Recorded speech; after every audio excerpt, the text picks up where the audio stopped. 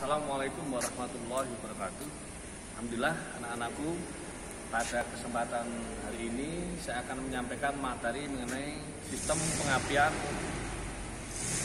konvensional pada kendaraan mobil pijar dan pada mata pelajaran PKKR atau pemeliharaan kelistrikan kendaraan ringan. Baiklah anak-anakku, kita perhatikan mengenai rangkaian sirkuit kelistrikan sistem pengapian. Sini kita perhatikan gambarnya. Ini adalah baterai. Dari baterai ada fuse beling atau sekring ya. Kemudian dilanjutkan ke kunci kontak. Kemudian ini ada yang ke kunci kontak, ada terminalnya, ada terminal B. Kemudian terminal IG, ST ke dinamo starter. Ini ACC ke aksesoris, ke radio, tape, televisi dan lain sebagainya.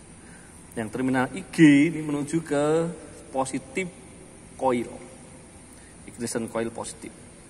Kemudian ke lilitan primer, dilanjutkan lagi ke kumparan sekunder, terminal negatif coil. Yang terminal tegangan tinggi ini menuju ke sini, ya, menuju ke distributor.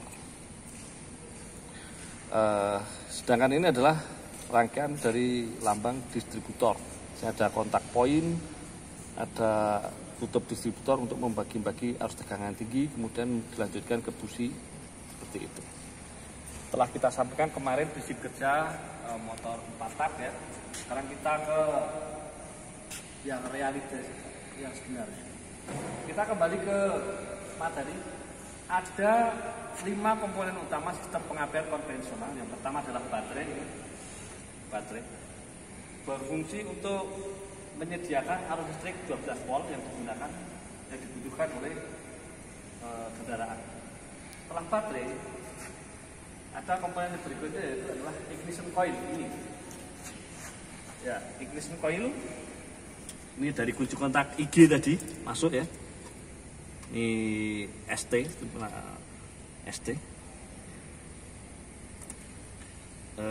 IG ya, IG masuk ke resistor, dan positif coil sini, negatif coil ini nanti ke distributor, nih, sini. Ya. Kemudian yang kabel tegangan tinggi ini ke distributor untuk membagi arus listrik tegangan tinggi. Jadi intinya fungsi ignition coil ini untuk merubah arus listrik 12 volt dari baterai, dirubah di sini oleh coil menjadi arus listrik tegangan tinggi di sini sekitar 10.000 sampai 20.000 volt untuk dibagi-bagikan ke 4 busi ini dengan urutan 1, 3, 4, 2 seperti itu. Komponen kedua coil, komponen ketiga yaitu distributor.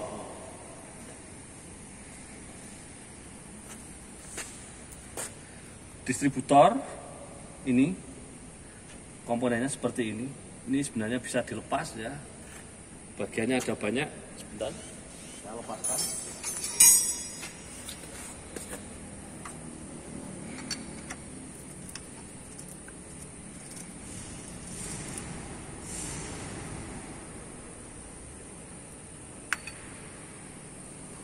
Nah, ini namanya distributor. Bisa dilepas seperti ini.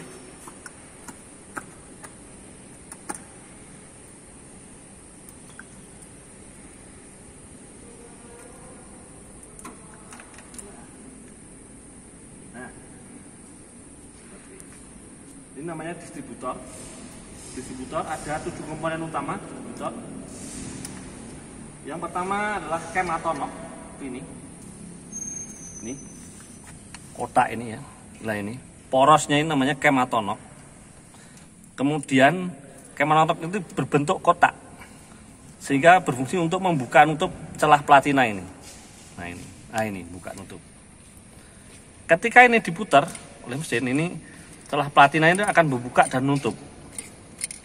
Jadi pertama komponen dari distributor adalah cam atau knob, platina, kemudian kapasitor.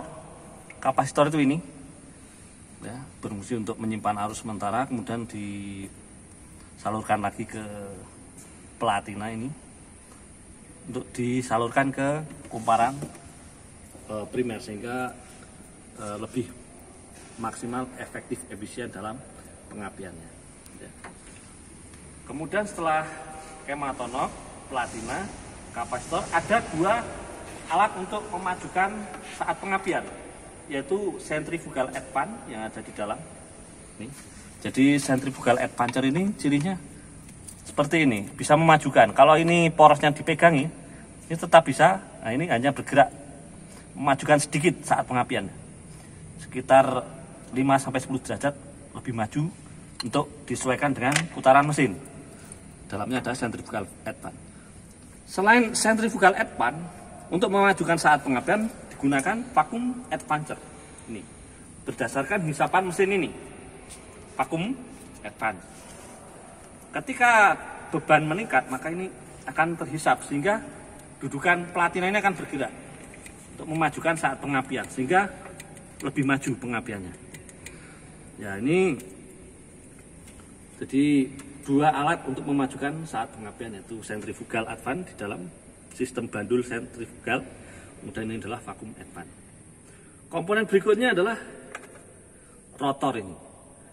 Rotor ini berfungsi untuk membagikan arus listrik tegangan tinggi ke masing-masing busi, ya. Jadi masuk arus listrik tegangan tinggi dari sini, masuk ke tengah sini, kemudian ini berputar terus, dibagi-bagikan ke tutup distributor ini. Nah, ini masuknya dari tengah, kemudian masuk ke sini, kemudian disalurkan ke masing-masing busi dengan urutan 1, 3, 4, 2, seperti itu. Komponen berikutnya dari distributor adalah tutup distributor. Tutup distributor gunanya untuk membagi-bagikan arus listrik tegangan. Gitu. Jadi ada 7 komponen utama distributor. Yang pertama adalah cam atau knob, platina, kapasitor, centrifugal advance, vacuum advance, kemudian rotor, tutup distributor. Ada 7 komponen utama dari distributor. Setelah distributor, komponen utama sistem pengapian adalah kabel tegangan tinggi. Nih, kabel tegangan tinggi ini digunakan untuk mengalirkan arus listrik sekitar 10-20 volt tadi ke masing-masing busi. Ya. Kemudian komponen yang kelima dari sistem pengapian konvensional adalah busi. Nih, busi. Kira-kira busi, contohnya seperti ini, busi. Jadi arus listrik tegangan tinggi ini masuk ke tengah sini. Tengah sini ada pengantarnya. Sampai ujung sini, yang tengah sini, dia mencari massa terdekat. Kebetulan yang terdekat yang melengkung ini, maka terjadi arus listrik sekitar 10.000 sampai 20.000 volt ini mencari massanya terdekat ini. Nah, jadi percikan pengapi listrik. Nah, pada saat itu memerciknya itu pada saat akhir langkah kompresi sekitar 8 sampai 5 derajat BDDC, itu pada saat putaran idle seperti itu. Jadi saya ulangi, ada 5 komponen utama sistem pengapian. Yang pertama adalah baterai, ignition point, distributor, kabel tegangan tinggi, dan terakhir 5 adalah busi. Seperti itu. Kemudian mungkin kita perlu melihat lebih jauh mengenai kendaraan di sini. Kita akan melepas supaya tahu komponen dari kendaraan ini. Ya, kita akan coba menggambarkan. Jadi itu saja dari mobil pijat. Ini adalah filter mobil, ya, filter udara. Dalamnya ada filter yang dipasang. Nah, sini. Nah, ya, filter. Ini filter udara untuk menyaring udara yang akan masuk ke karburator sehingga bersih ya, dari debu-debu dan lain sebagainya. Jadi prinsip kerjanya udara masuk setelah disaring oleh filter udara, dia akan masuk ke karburator. Karburator ini ada semacam komponen namanya venturi ya. Ketika ada udara masuk, maka venturi tersebut akan mengalirkan bensin yang ada di ruang karter dari karburator di sini. Ya. Sehingga akan terjadi percampuran antara udara dan bahan bakar bisa masuk ke ruang bakar. Kebetulan ini silindernya ada 4. Jadi satu karburator melayani 4 buah silinder. Ya. Jadi karburator, silinder, namanya ini mesinnya nih ya. Kemudian ini adalah tutup silinder kop. Ini untuk pesawat katupnya di dalam sini, pesawat katup. Mengisi oli juga dari sini. Ya. Kemudian ini adalah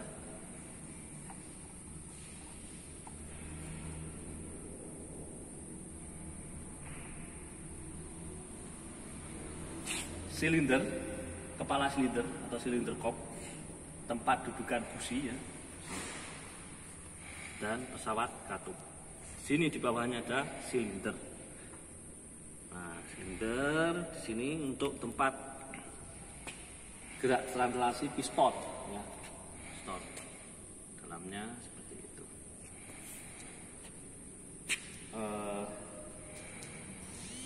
Jadi untuk sistem pengapian saya kira itu ya.